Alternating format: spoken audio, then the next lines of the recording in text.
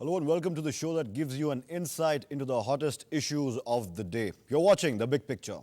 The Supreme Court in a landmark judgment today upheld the constitutional validity of the Right to Education Act 2009, which guarantees 25% of seats to the economically weaker sections of society in government-aided schools and educational institutions across the country. The court, however, made it clear this reservation would not apply to unaided minority institutions. The Apex Court bench, comprising of Chief Justice S.H. Kapadia and Justice Swatantra Kumar, upheld the constitutional validity of Section 12(1)(c) of the Right to Education or RTE Act that provides 25% reservations for students from the weaker sections of society. The third judge on the bench, Justice K.S. Radhakrishnan, in a dissenting judgment, held the mandate under RTI providing for reservation of seats was not constitutionally valid. Thus, none of the unaided schools, be it of the majority or the minority community, could be compelled to earmark 25% seats in the institutions for the weaker sections. The decision comes into force from today, but admissions already locked in will not be affected by the judgment. Interestingly, boarding schools have been exempted from the judgment and will not apply to them.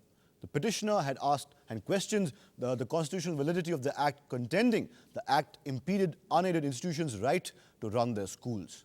Tonight on The Big Picture, we look at the state of education in the country. We will discuss the judgment and we'll also try and get an insight into how schools and institutions are run in the country and whether this judgment will in fact give an impetus to inclusive education, which is of course the rationale behind the Act. I'm Atar Khan, and joining me tonight is Dr. Vijayendra Sharma, former president of the Delhi University Teachers Association. Also joining me on the program is Professor Krishna Kumar. He teaches economics in DU. Also on the show is Amita Mullah Watal, principal of the Springdale School. And joining us in just a bit, Professor would be our fourth guest. Who's also joined us, would be Shanta Sinha of the NCPCR, who's also with us. I'd like to start the show with Dr. Vijayendra Sharma, if I could, sir. First up, the emphasis as far as this issue is concerned is on the need to redefine merit and talent. The Act calls for moving towards composite classrooms with children with diverse backgrounds rather than a homogeneous and exclusivist schools. Before we go any further, first up, thoughts on the judgment. Was it expected, in your opinion? See, the judgment is quite good in the sense that the schools will have to enroll 25% of the students from economically weaker section. And there is another part of the judgment that the even minority institutions who are getting aid from the government, they are also included in this and they also have to give 25% reservation. Right. The second thing is that as far as inclusive system is concerned, in Delhi what we see today is that many schools are organizing separate classes for this section. And they have discriminatory education in that. Thirdly, that there are large scale problems that these children are facing in getting the admission in these schools. Fourthly, that if I go in the fundamental nature of this 25% reservation that the children can go to, that even in Delhi, today we find vast areas in the resettlement colonies or towards the outskirts of Delhi that there is no government school. Right. And there are private schools. And then these children are in any case forced to go to those private schools because even the poorest of the poor would like their children to be educated, right, so that in future they can get the employment. Right. Fair point, fair point. Before I go to Krishna Kumar, let me just hop across to Amita Mullah Watal, who's with us. Welcome to the show, ma'am. Significantly, minority institutions unaided by the government have been left out of this act. Your reaction on that, is it a good move or should they be left to themselves or should they also be included in the ambit of this act? Firstly, I'd like to say that I think it is a very remarkable judgment which has happened, and after 62 years of over 61 million children have no access, and today this issue has come up where private schools are supposed to be taking in 25%, which we have been doing in Delhi. Many schools are doing it. I think it will lessen the gap that is there, the kind of ghettoization that is happening. That will be stopped. Having said that, what I would like to mention here is that I think the minorities should come into this ambit, because after all, why is it that they should be left out? All of us have a certain social corporate responsibility. If we are running private institutions, we should have a certain responsibility towards the general public.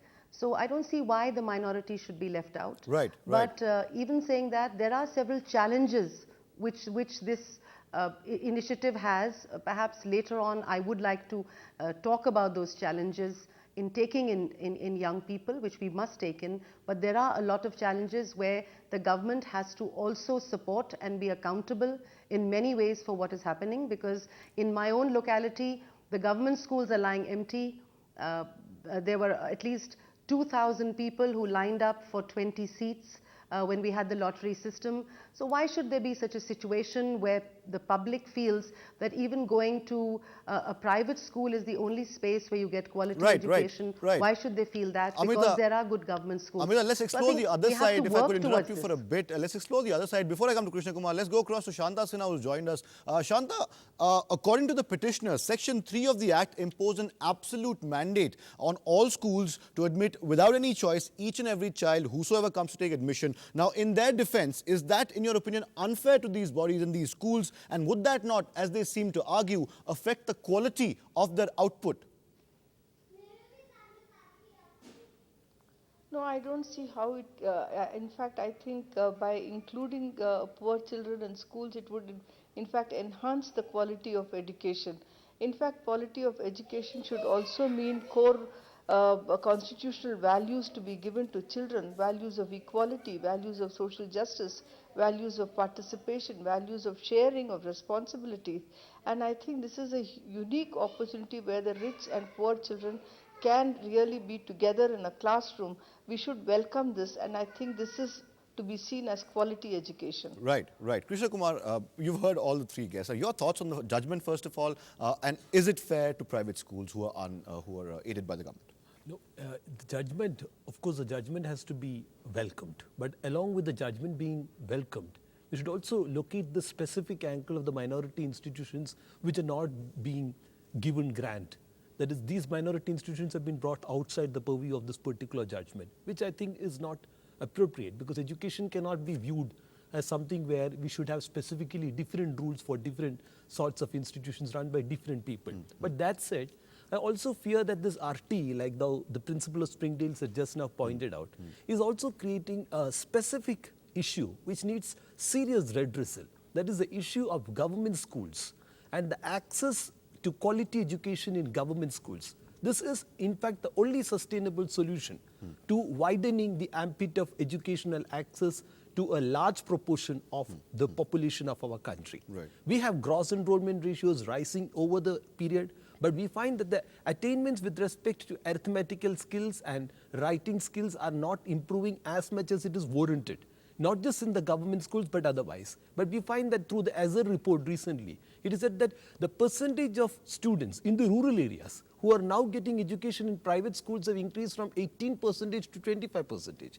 which is a 7% jump in the course of just 6 to 7 years, which is also a matter to which the governments of the country, both the central as well as the state, have to address. Is it not possible for us to deliver, given that the standards of scales and salaries which are given to the teachers in the government schools are reasonably good and even comparably better than the private schools? Is it not appropriate for us to think in terms of really good themes of trying to redress this gap of the government schools non-functioning being an avenue for the private schools to make business out of it? That's a very valid argument. RT really speaks in terms of enabling access to students in private schools in as much as the government school is not there. Why can't we create government infrastructure better in schools so as to create a sustainable solution Fair towards point. Let me come to Dr. Vijendra Sharma again. Still exploring the other side, the private schools version of the story, if you would. The Act has provisions such as schools cannot fail students till up class 7, and they have to give 25% reservation to people, to children from the economically weaker sections of society. Now, the private schools have a problem with that. They say over the years they've built up quality, and that could be affected. Is that a valid argument, first of all? You see, let me continue with what Krishna Kumar said. See, with 25% admission, reservation, one estimate which was done in 2010 was that some 18 lakh students will benefit. That much number can go. But there are crores of children. So even with 25%, you cannot bring every child to this school. Secondly, as far as this thing is concerned, only a small percentage of schools can claim that they are excellent. Even and that's also relative. And that's also relative. Otherwise, they do not.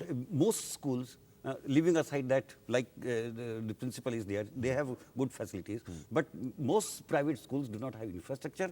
They enslave the teachers, they enslave this thing, they do not pay that much salary, as much is decided by the state, and this rule of terror goes on, and then they exploit the student. Right. And even the point that I was making earlier, that with this right to education, and saying that if there is no government school in the vicinity, then they can go to the private schools, and over and above this also, the government will finance them. It means they are promoting a system whereby they do not open the private school, they do not open the schools, government schools, which alone can sustain, bring all children to the school. Right. Not private schools, that 18 lakh figure I've said. So they are also trying by this that they need not open the school, they let the private sector take it over. Right. And this policy of privatization and commercialization of education at all level is going on for more than 20 years now. Let me put this question to Amita Mullah, if I could. The private school says, the line of questioning of the RTI Act and the judgment is that their quality of output will be affected. The panelists seem to think that who decides what is a quality school and what kind of quality? It's all relative. Do you agree with the argument which says that because you can't fail anyone till class 7 and 25% have to be inducted into the school from the weaker section of society, you think that would affect the output and the quality of learning in such private schools? No, not at all. In fact, we've had a constant culture of not failing children over years. For the last 45 years, we've never failed children. And we don't continue to fail. We don't test children. And in no way has the quality reduced in any way. We've had poorest of the poor coming into our schools for the last 30, 40 years. I know that personal examples are odious, but the very fact that these things have happened and they have succeeded, it's very clear that there's nothing, that quality has nothing to do with children coming in. It's how the school responds to children, how the school develops the child. We've had a child whose mother was a domestic and became a Rhodes Scholar. So it's all a question of opportunity, equal opportunity given to children across the board.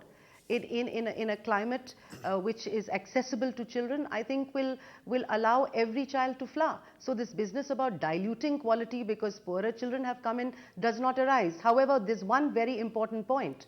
Now, a school is a dynamic space. It needs a lot of, it needs a certain level of development, it needs money, it needs infrastructure, and it needs it on a yearly basis. At any one point, when a school like ours for 2,000 children will get about 500 non-fee paying children in several years, we definitely need help from the government. Over the last 3 years, even with the 25% coming in, the government has given nothing to the school. Now, how are we going to manage that? Because that will create ghettoization even in the classroom, because you will have hostility and a feeling of unhappiness amongst the fee-paying parents. Right. So though we have a school which has a culture which is integrated, but the government has to support the school. Otherwise, the school will go under, and across the board, government or private, education will suffer, children will suffer.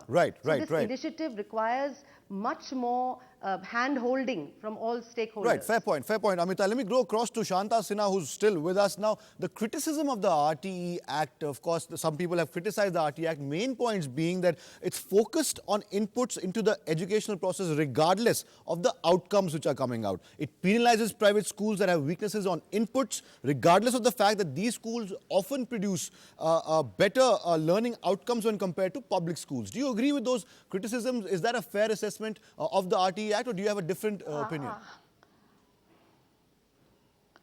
No, I think this is totally unfounded. Given the kind of circumstances under which children learn in government schools, we found that they fare very, very well. And in fact, there have been very crowded classrooms, in spite of which children do well. I think this kind of criticism is unfair and it is not correct. With the Right to Education Act, now it is imperative that every school has one teacher for 30 children at the primary level, one teacher for 35 children at the upper primary level, and by 2013 this has to be filled, and once it is fulfilled, I am sure that the government schools will be as good as a private school. At the moment there is a deficit in infrastructure, deficit in teacher availability, and therefore there has been such a great pressure on school teachers and children. But once you give them all the facilities in accordance with the Right to Education Act, I don't see why government schools will not do as well as the private schools do.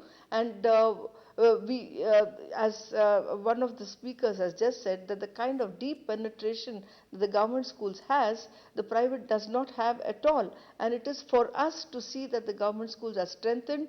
We don't criticize it to the extent that we would argue for closing down of government schools. We would delegitimize government schools, but we have to give it strength to see that all our poor children enjoy their right to education, and to see that every component of the Right to Education Act is given to the government Right. school. Shanta Sinha, very pertinent points you raised there right now. We'll come back to the larger debate of the education system in India, but that's after a short break. Don't go anywhere. Keep watching The Big Picture.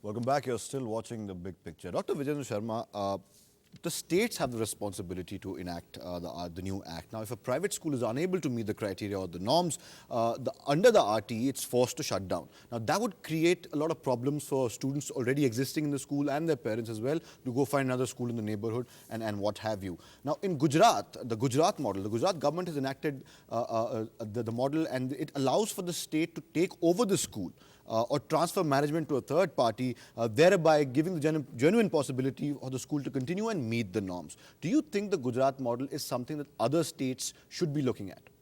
See, I have not gone into the Gujarat model, so I can't comment on that. But you see, in all acts that they make, and even not only at school level, but the higher education level, that they keep this provision that this can be taken over and given to by a third party. The third party. But you see, that never happens. That never happens, except in few deemed universities recently that they were told that you will close down because you are not doing this thing. But the fact remains today that what Shanta was saying, that why can't these government schools be brought up to that level? See, among government schools also, there are a variety of schools, and people would like to go to those schools, Kendriya Vidyalayas, Navodaya Vidyalayas. When they have made standard, this is a discriminatory thing, that for their employees, for their officers, and they will have a separate school, Kendriya Vidyalaya. And though these people alone can go to those schools, why can't they give the same facilities to the other government schools? In Delhi, MCD school, you find, you go across and organize a program on that they will not have toilets. If the toilets are there, they're dirty. Basic amenities Basic amenities now are not there. Then they are not there basically because deliberately they are doing so, so that people go from government school to the private school. And so that private schools flourish. And they are creating that environment. Let me put the same question, Dr. Vijayendra Sharma, to Amita, if I could. Amita, the Gujarat model, if you're still not aware about it, the basic difference, of course, is that they allow, even if a school doesn't meet the norms of the RTE Act, they allow the school to be transferred to a third party, or in other cases, the government takes over it. Now, isn't that a better model for the states to follow? What do you think? Firstly, I think that this judgment certainly has put a lot of onus on the states, and now the states have to sort of get up and look at education far more seriously than they were doing earlier, because there were states who were saying that they didn't have money, they were bankrupt, and that's why they couldn't follow the RTE. But now they'll have to do it because children are our future, and unless we are involved with them, unless we are engaged with what we're doing, we'll be in a terrible mess. Again, I have not gone very much into the Gujarat model, but I do know that there have been cases even in Delhi where people have mentioned at some meetings that there should be clusters where maybe you could look at other government schools and private schools coming together in a public-private partnership. There have been twinning programs several years ago where public schools and private schools work together, where government schools were able to come in and bring their children into our school and use the lab facilities because they didn't have it. there was sports grounds were used. I think maybe something like that should happen, where twinning should take place, so that if you have a very large private school in the colony, then the government school, which is strapped for space, maybe their children can come and use the facilities of a very large private school. I think so this will automatically make it a far more human, a far more interactive, a far more heterogeneous culture, so that the children will become closer. I know that a couple of years ago, there were 22 schools that we were twinning with under Mr. Gyanendra Srivastava when he was the Secretary of Education in Delhi. And at that time, it was a wonderful relationship that was built up with government school in Fairs Road in our area, and the teachers exchanged papers. We came together for programs in annual days, and I think these things really helped. And suddenly that program went under and nobody bothered about it. I think maybe the twinning should be looked upon again, and maybe even the states. It will bring the government schools and the private schools closer, because there is a certain angst, a certain adversarial relationship that lies in between people, amongst these schools, which is not right. Because children are at the essence of everything. Right. Let me go across to Shanta very quickly. Shanta, Amita just mentioned the urbanization and clusters, urban clusters in cities. Of course, a UNICEF report suggests that 40% of India's population lives in urban areas. The RTE, of course, the major obstacle in enforcing and implementing the RTE is that urbanization. Of course, does it mean better opportunities for children, or does it mean the reverse? Some would say that many children, instead of being in school, are out in the streets begging and trying to eke out their living there. Do you think urbanization poses a hurdle, a major hurdle in implementing the RTE across the country? I think there has to be a specific urban plan for implementation of RT in urban areas. There is no doubt that there would be an expanding role for cities and towns. It's not going to shrink. More and more number of children and families would migrate from rural to urban, and there is no way in which we can escape this. In anticipation of this, there is a need for preparing the schools, preparing institutions, hostels, residential spaces for children to be accommodated, to see that their right to education is not abrogated. In fact, there is no such planning happening anywhere in any big city to embrace these children who come from poorer sections, and where these sections of children are growing in large numbers. I also want to talk about the takeover issue that you talked about in Gujarat. I must say that according to the Right to Education Act, no child can be denied education even for one day. A right, it becomes a right when you enjoy it every day in your life. And therefore, if a school is derecognized, it becomes the responsibility of the government to make arrangements for that child to enjoy his right to education. There is no way in which it cannot do this, and it will have to do this. Every state government should have specific rules on how they may take over or substitute for a derecognized school. Right. A fair point, Shanta, there. Krishna Kumar, would you agree with what Shanta said? Urbanization, of course, poses a challenge. There are millions of children in India on the streets. Instead of being in school, they're trying to, either they're begging or being exploited. Do you think urbanization poses a challenge, first of all? And then let me come to the supplementary question after that. Yeah, this urbanization process you should see that there are two sides to it. One is that there's a service sector class working with the government, who is indirectly given an incentive to go and put its child in the private school. Because yearly basis, all in the government are given an amount up to the amount of rupees 15,000. It started around 5-10 years back. And so automatically what happens is that there is some sort of a subsidy for even the government employees to put their child in the private schools. So which means that the government school, where some sort of pressure would have built up towards maintaining a quality of performance. Because let us be very practical. If a bureaucrat's daughter and a professor's son works and goes and studies in the same school like how an ordinary poor person's son goes, automatically there will be pressure which will be built up on that particular school to perform. Right. And now what we are doing is that we are asking all and sundry in the government, all of their children to move on to the private schools and learn, because part of their fees is being maintained or borne by the government.